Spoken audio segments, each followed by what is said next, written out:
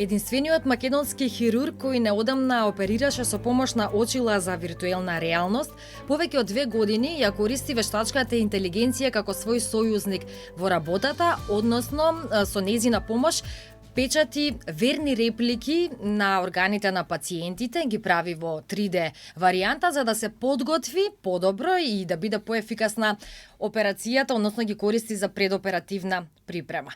Наш денешен гостин во подкастот Зошто на Радио Слободна Европа ни е токму тој, доктор Стефан Арсенков, специјалист по абдоминална хирургија. Добре ни дојдовте. Добре најдов. Поблагодарам за поканата. Универзитетската клиника за хируршки болести Свети Наум Охридски во Скопје во чекор со светската медицина, односно испишува една нова историја во македонската медицина, благодарение на тоа што вие сте токму дел од тимот. Како почна приказнава или кога излезе оваа опција? Приказната почна со едноставно прашање, можеби зошто, како името на подготовка, но што би можеле ние да направиме и зошто не го правиме тоа.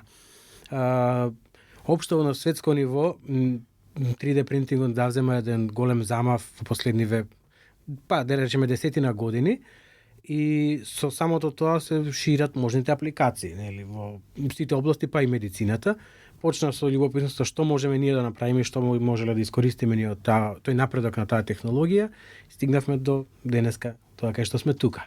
А тоа е да можеме да креираме верни реплики на анатомијата на пациентите кои што се неспоредливи во однос на можноста да ни ја доловат реалната анатомија и реалните соодноси на анатомските структури, како што ништо друго не може. Зборам во смисла на традиционалните снимки со кои што добиваме дводимензионална репрезентација на овие тридимензионални структури. Колку такви имате направено досега? Па повеќе од 40 во сите области во кои што ги има во нашата болница. На моје големо задоволство имаме стварено соработки со болницата, со клиниката за државна кардиохирургија, каде што таму беше искористена од нашите модели за операција на отворено срце. Имаме и со неколку други установи соработка, така што мислам дека се повеќе се шири свесноста за тоа колку навистина може да помогнат овие модели во предоперативното планирање. А и пациентите, кога ќе си го видат својот, да речеме, орган или својата анатомија и на самото тоа ќе им се објасни што треба да се прави, не само што им се зголемува довербата и разбирањето, затоа што немаат потреба од никакво предзнаење за да може да им се објасни на самиот модел, за разлика од тоа доколку им објаснуваме на компјутерска томографија или магнетна резонанца, кај што не секој е доволно образован, да речеме, во аспект на гледање на снимки од компјутерска томографија, за да може лесно тоа да го прими и да го разбере. И не има потреба сите пациенти да знаат да гледат компјутерска томографија, затоа си има специјализација за тоа, нели? А тева некои од моделите денеска понесовте и со себе, може вака да видиме визуелно што тоа значи. Ова е буквално размерот? Да, ова е реална големина. Нашите мерења и анализи покажуваат дека моделите што ги генерираме се точни до десетинка од милиметар, што значи поприлично прецизни, особено за оно што ние треба да го направиме. Ова е еден од последните модели кои што ги искористивме, затоа е интересен би сакал да го покажам. Ова е модел на крвните садови во абдоменот. Тука по суштина кај што мојата рака би стоел желудникот, кој што го имаме како дел од моделот, но оно што сакам да го прикажам се овие структури тука кои што се всушност позади се гледат метастатски променети лимфни јазли кои што би требало да се отстранат со цел да се добие адекватна онколошка резекција на туморот на желудник во случајов. Благодарение на овој модел, колегата што го оперираше пациентот беше доволно спремен, знаеше точно каде да пристапи, како да дојде до овие крвни садови и лимфни шлезди, за да може во целост да ги отстрани, и операцијата помина одлично, без никаква компликација. Беа отстранети сите овие лимфни шлезди кои што би можел да кажам дека до пред неколку години можеби и не би ни пробувале да ги отстраниме, затоа што се смета за доста ризично. Гледате, овие се сите големи крвни садови кои што доколку се повредат може да заврши со фатална компликација.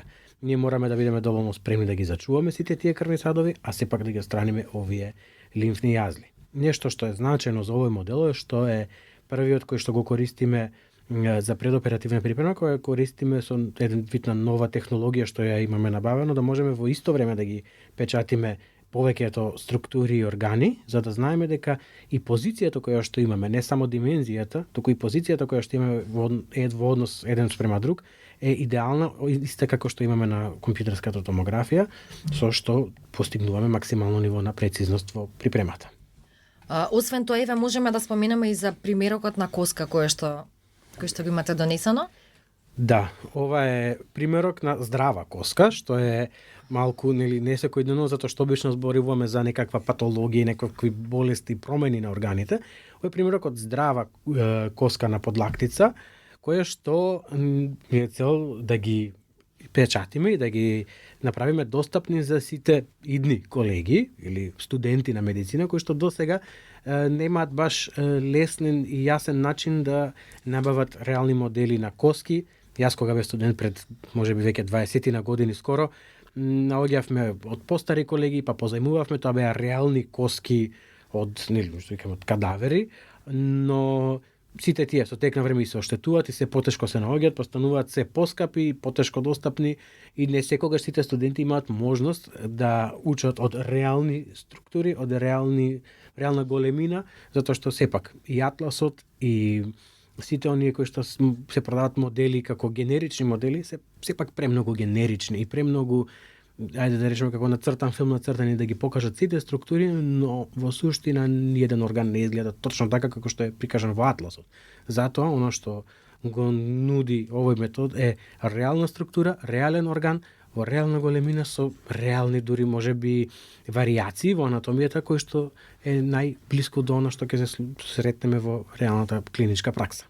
Додека овој дел од коска на другиот модел е всушност како изгледа оштетена, така? Ова е скршена. Да, ова е скршена коска од петата, пациент кој што паднал од висина се дочекал на стапалот. Ова се гледа формата на петата, со целата тежина дошол и затоа е вака смачкана и распрскана, но оваа коска, што се вика калканеус, е доста голем проблем за третман на травматолозите и ортопедите, заради неелесната достапност, заради комплексните фрактури кои што се случуваат и затоа овој тип на коска е еден од најчесто печатените кои што го имаат потреба колегите травматолози во болницата кај што работам, баш заради тоа што третманот на оваа скршеница е доста комплексен, има различни пристапи, различно поставување на тие остеосинтетски материјали и сме направиле 4, 5 или 6 можеби вакви модели кои што колегите ги искористиле со оглед на тоа што е една ретка скршеница, но последните неколку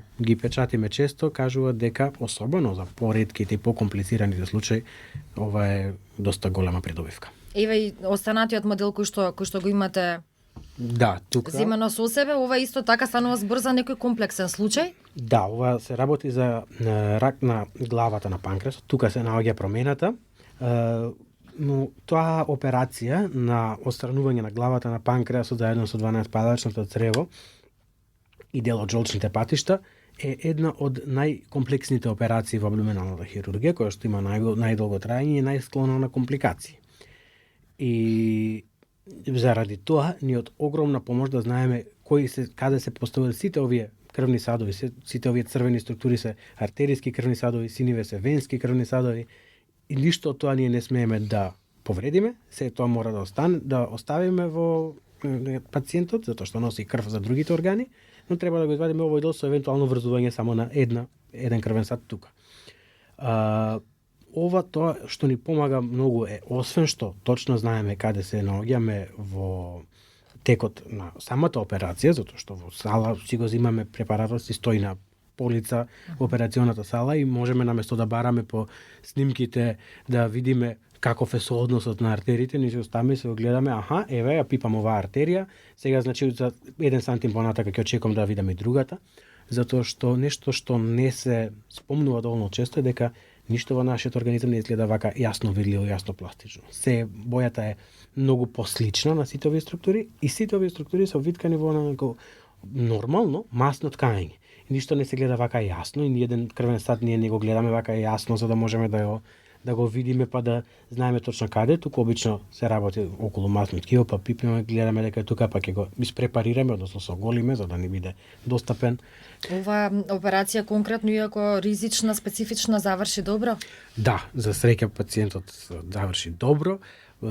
веќе на домашно лекување, пред околу 2 месеци се случи операцијата, но тоа што нешто сакав да го спомнам, можеби еден алармантен тренд на тоа дека многу млади луѓе со малигни болести во последно време се јавуваат на лекување кај нас, нешто што е дури во мојата, да речем, околу 10 години кариера или бидување во болницата и во хирургијата, не беше случај ни пред 5 ни пред 6 години, туку беше нешто драматично кога ќе дојдеше пациент под 40 години со малигна болест, со месеци се памтеше и се прераскажуваше тој случај, за да во последниве неколку месеци имаме повеќе пациенти под 40 години со дури напреднати малигни болести, што е малку загрижувачки тренд и веројатно некаков аларм околу тоа би требало да се крене на повеќе нивоа за да може да го спречиме тоа. Некогаш е итно, навистина многу докторот, односно хирургот нема време многу да размислува или многу да се подготвува. Со ваквиот начин на функционирање всушност и вие кратите на време. Да, кратиме на време и до сега со гордост можам да кажам дека ниту една операција не била одложена со цел да се чека изработката на моделот. Ги приоритизираме работите така да секогаш пред планираната операција е готов моделот за операција. Во најголем дел од случаите, околу ден до 2 ни се потребни да ги изработиме моделите, кога се работи за некои поитни дури скршеници на коски, можеби неколку часови ќе биде во прашањето дека од моментот на снимање до добивање на моделот, така да дури сме размислувале за покомплексни, но итни ситуации за тоа да се користат овие модели. Во секој случај е дека моделот би требало, би морал да биде готов пред операцијата, за да може адекватно да се припреми, за да може да биде што поуспешно. Така да нитноста не е секогаш пречка за изработување на модел.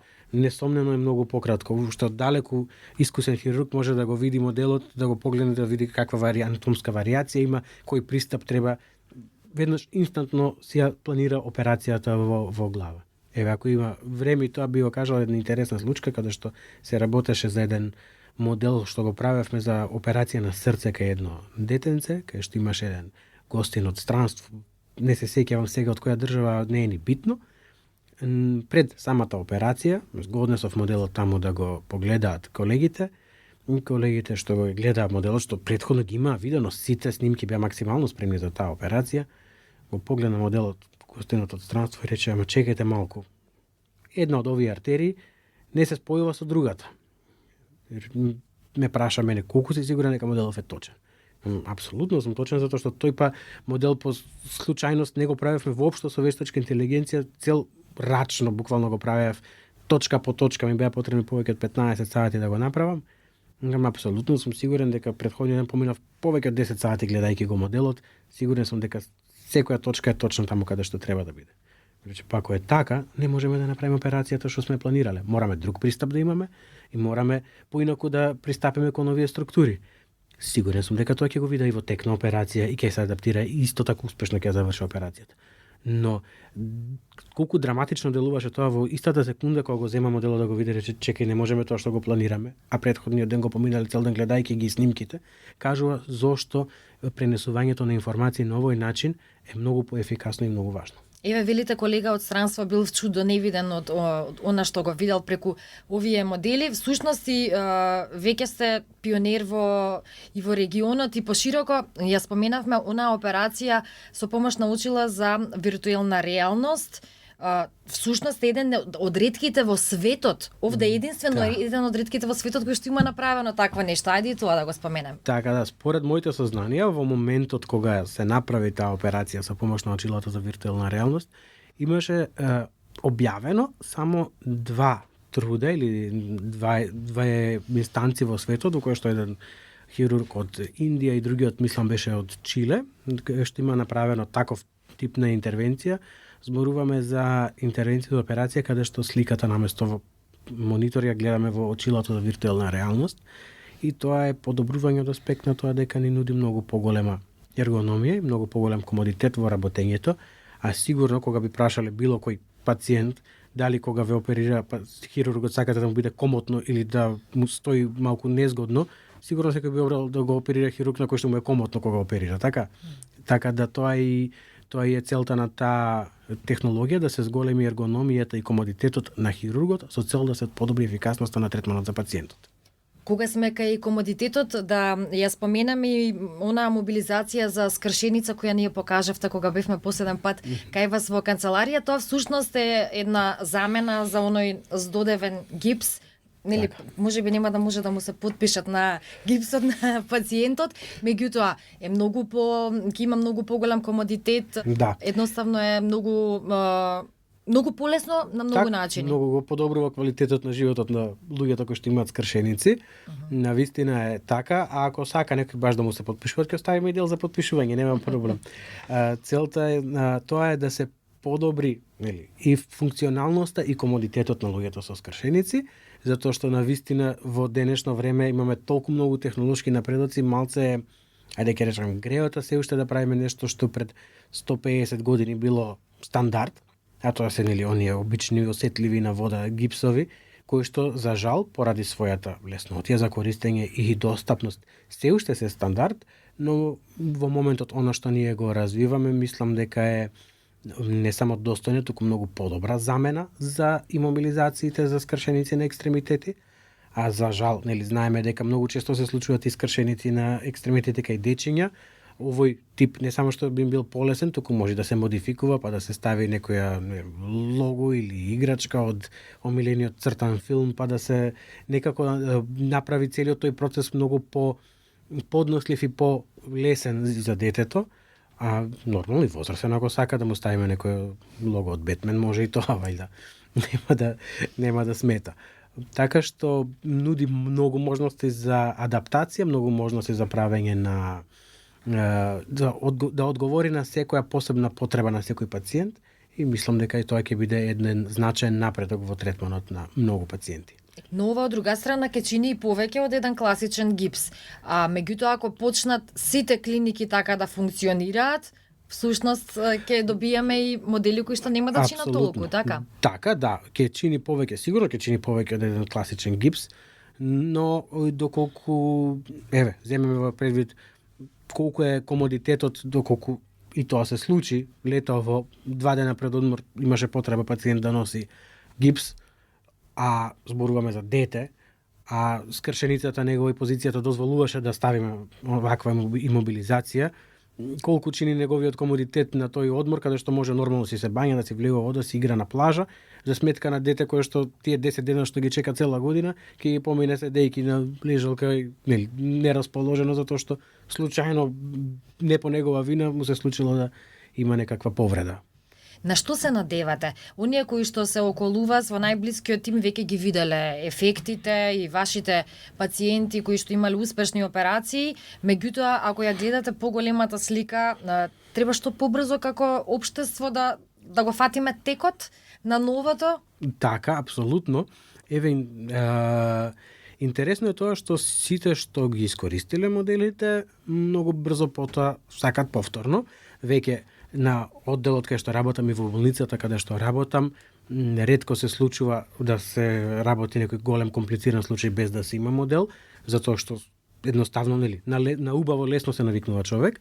Во моментот имаме обити да оствариме соработка со што повеќе јавни установи во државата, пак со цел подобрување на квалитетот на здравството.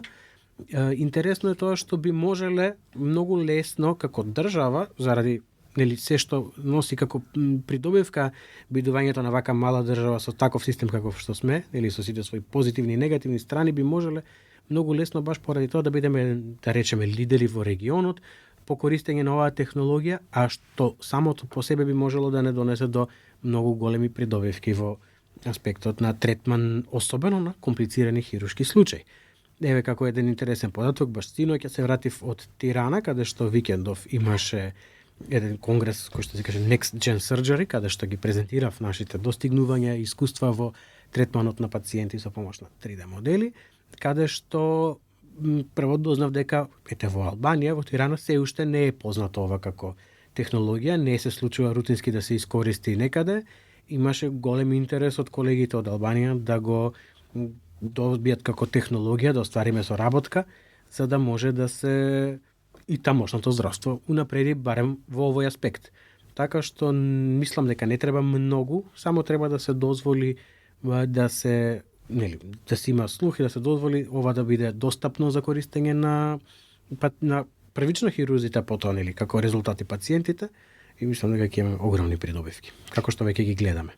Ви благодарам многу за денешното гостување. Се надевам дека следен пат ќе зборуваме за некој нов освоен предизвик. Сигурно се надевам и ви благодарам за поканата. Благодарам за вниманието и вам. Вие го следевте подкастот Зошто. Наш денешен гостин беше доктор Стефан Арсенков, специјалист по абдоминална хирургија.